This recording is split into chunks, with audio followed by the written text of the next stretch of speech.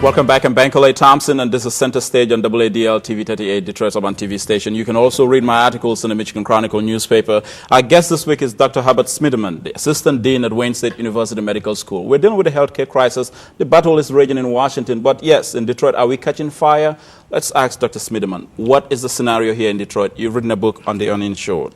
Well, I want to just finish that last little statement, if you don't mind. I was just saying the plan does not cover non-citizens. That's the current bill that's out there. It does not cover abortions as being said out in the community. It does not have death panels, as they say. It's not going to pull the plug on grandma or any of those things. One of the provisions just says, if you as a member of this plan want to talk to your physician about any of the issues of extending life or life-threatening issues, that the government is willing to reimburse the physician for that visit. That's all it says. And then they're saying, well, they're creating death panels. These are non-truths and myths about the bill.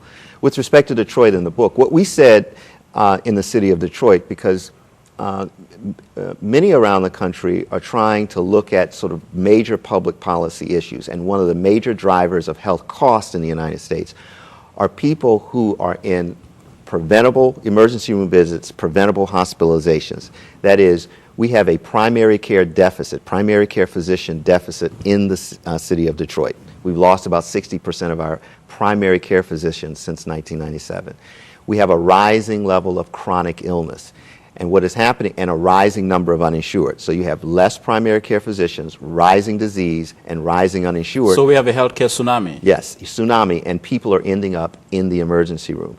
And if you're in the emergency room, the costs are 10 to 20 times more than if you were in a primary care physician. So what we said is, many executives around the country and hospital executives say you can't get the uninsured out of the emergency room. What the book is about is a study we did that was supported by the Kellogg Foundation, which said, could we transition people who are without health insurance out of preventable ER visits and preventable hospitalizations?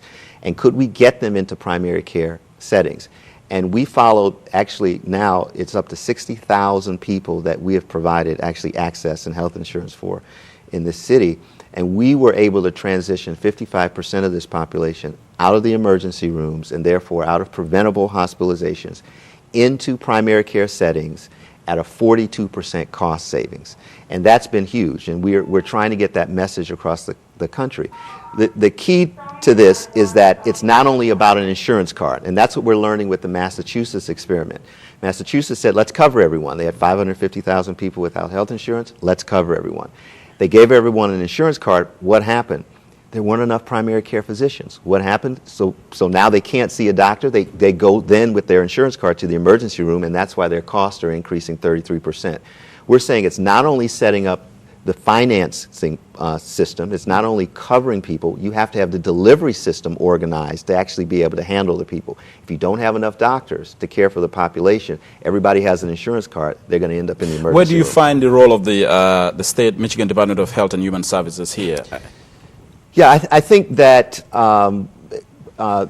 with the limited resources a state has, because a lot of funding for especially the uninsured are going to really have to come from the federal level. The states are being actually bankrupted by the Medicaid program itself.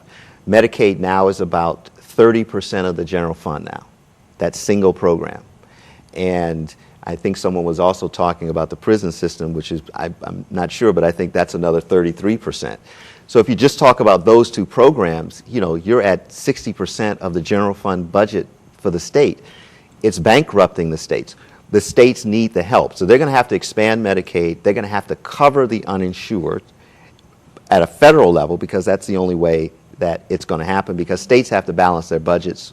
The federal government doesn't have to. Now, all of what you're saying, one could say, could be translated or correlated with in terms of what kind of a representation we have in Detroit, in terms of who talks to Washington, who has the influence to leverage the best deals for their state. Mm-hmm. What role do you see Detroit elected officials or Detroit congressional delegation playing, and how significant is that? or Michigan congressional delegation as a whole, actually. And how significant is that into this conversation? Because you talk about Massachusetts, I'm sure they have, you know, the veteran Senator Edward Kennedy over there, who does a lot for the state of Massachusetts. Well, I think that not only our elected officials, but every citizen in the city of Detroit and every citizen in Wayne County, because Wayne County is only one of 83 counties in the state, and Wayne County has 28% of all the uninsured in the state and 25% of all Medicaid. It's one out of 83 counties. We have to advocate for a public option. We have to advocate for universal coverage for all Americans, because once you do that, it will decompress the pressure off the state. It will decompress the pressure off of counties and local municipalities, because they can't afford it. They can't raise the kind of tax revenue to cover and the cost of the uninsured. It cannot happen. They don't have the tax base. You were a candidate for the position of Surgeon General in the nation, but the question here is, and I hear what you're saying, but a lot of people are saying, well, that the administration has not been able to come out clear in terms of explaining in clear-cut terms what this public option is, and again, rallying the troops on the ground to say, look, knock on doors and say, look, we need to support a public option. What should you sit with President Obama today to advise? What do you think needs to be done as far as this public option is concerned? I think it's a great point you make. Let me just tell you, bipartisanship is good, but bipartisanship is not worth a bad health care plan and a bad health bill. What I think the president is doing, and I think is doing well, is explaining what his plan and what he wants to the American people. Understand that the administration took a tact. What they said is, we're not going to do this top down. I'm not, as the executive body of the government, going to dictate what the health reform legislation is going to be. I'm going to let the Congress do that. I'm going to give the Congress guidelines. I'm going to say we're not going to change things that work. We're going to keep Medicare intact. We're going to expand Medicaid. We're going to have a public option. We're going to have tax credits for small business, et cetera, et cetera. Here are my principles that I'm going to give to the Congress. You develop the legislation.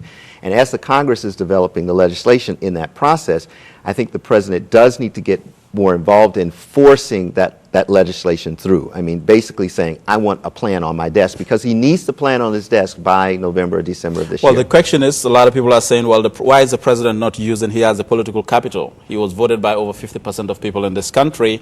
You have a Democratic Congress, both the House and the Senate. Why is the president not leveraging his own political capital? That's, I think, a question for the administration, because I can only say that now there's concern that there's a pullback from the public option, and they're talking about co-ops, which is an absolute, I think, would not be the right direction for the country. And the reason I said is because Detroit played a major role in making the historic presidency of Barack Obama. I remember when President Obama came here, 35,000 people showed up at Detroit Public Library. So Detroit has a stake in this, and I think the administration needs to do something. But we're out of time. Thank you very much, Dr. Smitherman, for coming on the program. When we come back, you're watching Center Stage. When we come back, we'll have a round table, and you're watching WADL TV 38, Detroit's Urban TV station.